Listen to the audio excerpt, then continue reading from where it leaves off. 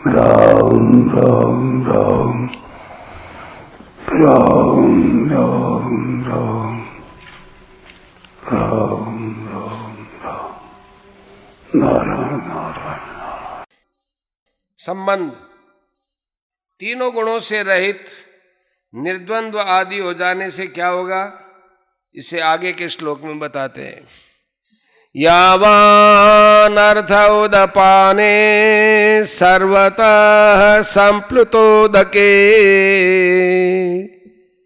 तावान सर्वेषु वेदेषु ब्राह्मणस्य विजानतः। सब तरफ से परिपूर्ण महान जलाशय के प्राप्त होने पर छोटे गड्ढों में भरे जल में मनुष्य का जितना प्रयोजन रहता है, अर्थात कुछ भी प्रयोजन नहीं रहता। वेदों और शास्त्रों को तत्व से जानने वाले ब्रह्मज्ञानी का संपूर्ण वेदों में उतना ही प्रयोजन रहता है, अर्थात कुछ भी प्रयोजन नहीं रहता। यावान अर्थ उदपाने सर्वतः संप्लुतोदके, जल से सर्वथा परिपूर्ण स्वच्छ निर्मल महान सरोवर के प्राप्त होने पर मनुष्य को छोटे छोटे जलाशयों की कुछ भी आवश्यकता नहीं रहती।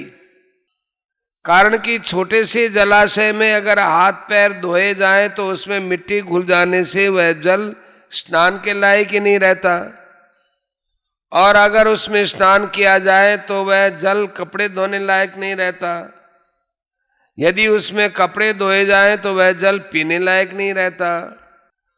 माने परंतु महान सरोवर के मिलने पर उसमें सब कुछ करने पर भी उसमें कुछ भी फर्क नहीं पड़ता, अर्थात उसकी स्वच्छता निर्मलता पवित्रता वैसी की वैसी बनी रहती है। तावान सर्वेषु वेदेषु ब्राह्मणस्य विजानतः। ऐसे ही जो महापुरुष परमात्म तत्व को प्राप्त हो गए हैं, उनके लिए वेदों में कहे वे यज्ञ दान तप तीर्थ व्रत आदि जितने भी पुण्यकारी कार्य हैं, उन सब से उनका कोई मतलब नहीं। अर्थात वे पुण्यकारी कार्य उनके लिए छोटे छोटे जलाशयों की तरह रहते हैं। ऐसा ही दृष्टांत आगे 70वें श्लोक में दिया है कि वह ज्ञानी महात्मा समुद्र की तरह गंभीर होता है। उसके सामने कितने ही भोग आ जाएं पर वे उसमें कुछ भी विकृति पैदा नहीं कर सकते। जो परमात्म तत्व को जानने वाला है और वेदों तथा शास्त्रों के तत्व को जानने वाला है, उस महापुरुष को यहां ब्राह्मण से विजानतः पदों से कहा गया है।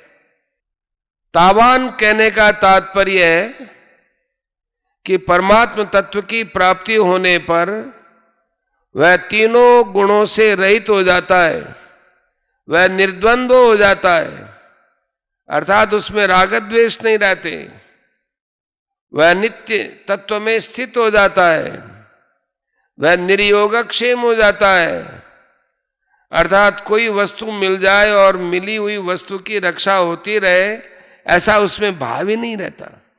वह सदा ही परमात्म परायण रहता है। परशिष्ट भाव, सांसारिक भोगों का अंत नहीं है, अनंत ब्रह्मांड है और उनमें अनंत तरह के भोग हैं, परंतु उनका त्याग कर दे, उनसे असंग हो जाए तो उनका अंत आ जाता है। ऐसे ही कामनाएं भी अनंत होती है, परंतु उनका त्याग कर दे, निष्काम हो जाए तो उनका अंत आ जाता है।